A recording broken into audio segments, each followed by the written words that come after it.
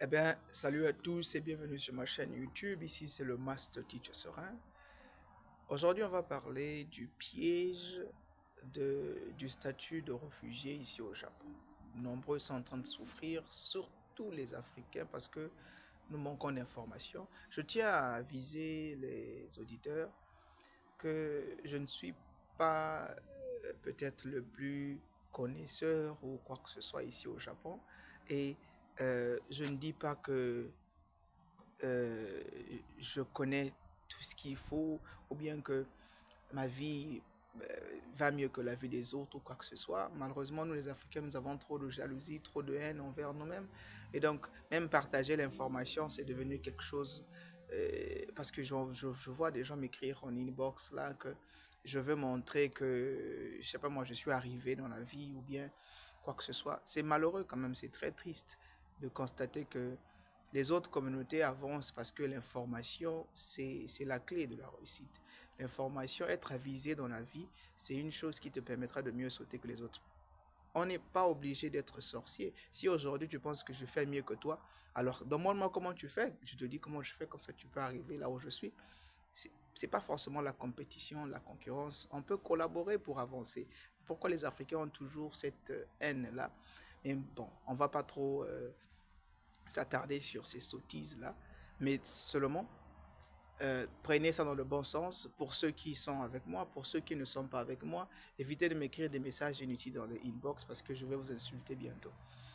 Bien, nous allons parler du piège du visa, sinon du statut de réfugié ici au Japon. Eh bien, déjà, le statut de réfugié, ça se passe comment? Quand vous quittez votre pays, vous venez par exemple ici en tant que visiteur et après vous voulez rester ici, vous dites que non, vous avez une situation politique chez vous ou bien on va vous tuer chez vous. Vous trouvez une raison valable qui va vous permettre de rester ici au Japon et c'est ce qu'on appelle la demande d'asile. Et souvent, ici au Japon, c'est plus intéressant qu'en Chine, par exemple. En Chine, lorsque vous allez là-bas, si vous n'avez pas votre visa étudiant ou bien votre visa de travail ou quoi que ce soit, dès que ça expire, vous devez rentrer chez vous automatiquement. Il n'y a pas des histoires de réfugiés en Chine, à moins que, bon, j'ai jamais vu de réfugiés en Chine, hein. Et puis, il n'y a pas de garantie même de rester là-bas en Chine après que vous ayez fini vos études. Et donc, beaucoup, nombreux entrent dans l'ovacité. Ouais, moi, je me suis retrouvé dans des grands problèmes. Les Africains sont toujours mauvais, hein. Entre nous, on se fait du mal. Alors, je m'étais retrouvé avec des frangins. Comme à Beijing, j'avais deux appartements dans deux districts différents. Et donc, on s'est croisés en boîte. Vu que euh, enfin, ils m'ont dit qu'ils étaient juste venus, après ils devaient aller à l'hôtel. Moi, je leur ai dit, bon, j'ai un truc à côté là, donc je peux vous laisser là-bas, vous passez le week-end, puisque vous êtes juste venus pour les vacances, et après vous me payez la moitié de le passer à l'hôtel, ça va coûter plus cher. Donc j'ai voulu les rendre service.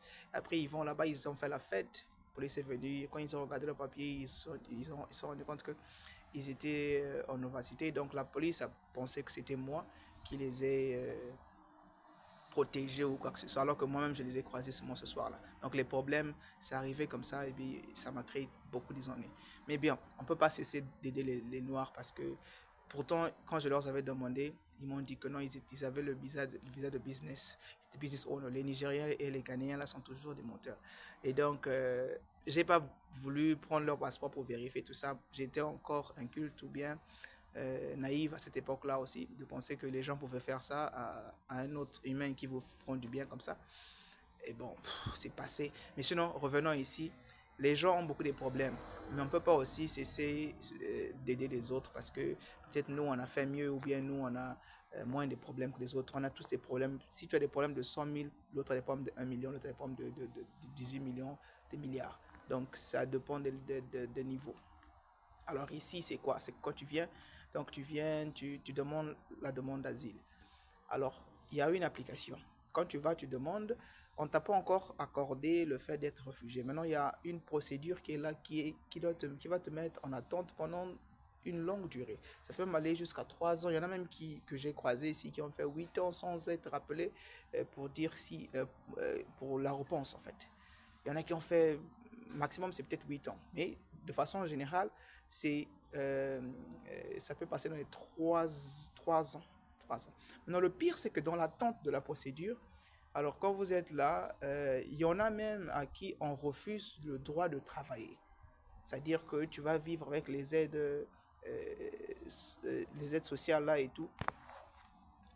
Peut-être qu'on peut te payer la maison, mais après on va venir te contrôler tous les jours. Tu peux pas travailler, on te surveille, tout ça là, ça stresse encore plus.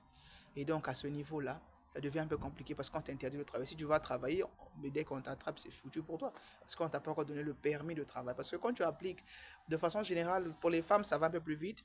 Parfois, ça fait, j'ai vu qu'il y a des gens qui sont arrivés ici 2 mois, 3 mois, surtout pour les femmes qui sont enceintes ou bien comme pour des couples, ça peut faire 2 mois, 3 mois, vous recevez votre permission. Déjà, bon, peut-être pas permission d'être réfugié, mais vous recevez les papiers pour moi chercher à vous débrouiller. Comme ça, vous pouvez payer la maison vous-même, vous pouvez payer ceci vous-même en attendant qu'on puisse vous accorder le statut de réfugié ou pas.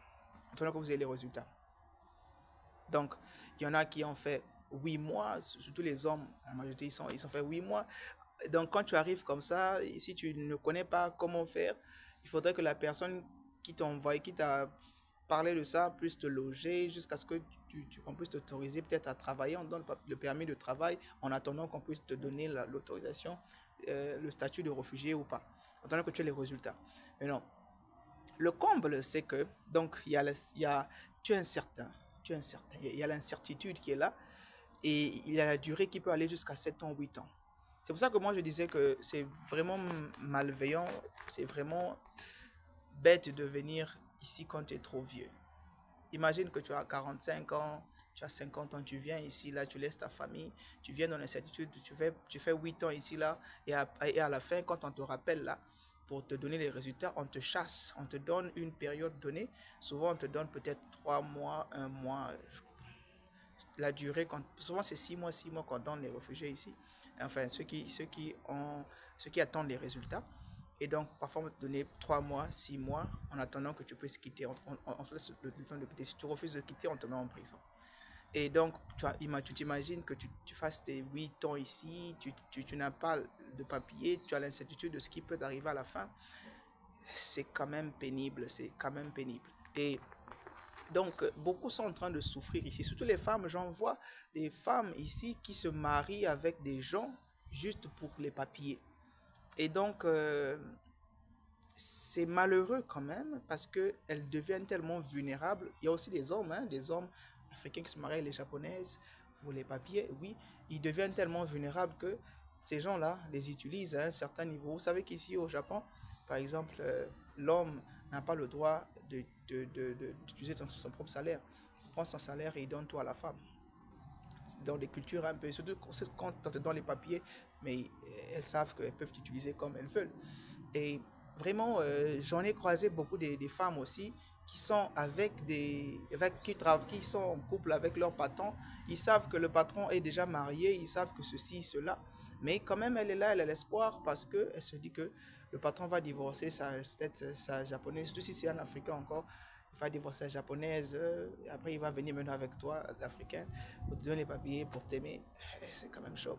Il y en a aussi des femmes qui se marient avec des Japonais ici pour que ces gens-là puissent donner les papiers. Ce niveau de vulnérabilité, ce niveau de rabaissement, parce que toutes ces femmes-là, quand elles étaient dans la vingtaine et autres là, c'est pas les hommes qu'elles pouvaient peut-être passer du temps avec. Vous n'êtes pas de son niveau et tout ça là. Mais quand tu arrives là dans des situations aussi pénibles que ça, tu ne peux ni travailler. Bon, pour ceux qui ont la chose de travailler, oui, mais après tu as la certitude que si tu vas obtenir le statut de réfugié ou on va te chasser. Et donc, ça les pousse à prendre des décisions un peu bizarres. Et même, elles perdent ce charisme-là, cet honneur de soi-là. Vous allez les voir mariés avec des gens qu'elles n'apprécient pas pour les papiers. Ou bien, ils se marient avec une personne qu'ils n'apprécient pas pour les papiers. Vu avec les Japonaises, la majorité des Noirs se plaignent que non, là-bas, c'est pas facile. Parce que même après que vous ayez des enfants, il n'y a plus d'intimité. Et donc, il y a quand même des choses que les autres sont en train de souffrir et il faut comprendre cela. pour essayer de se mettre à leur place et de vivre avec eux. Bien de choses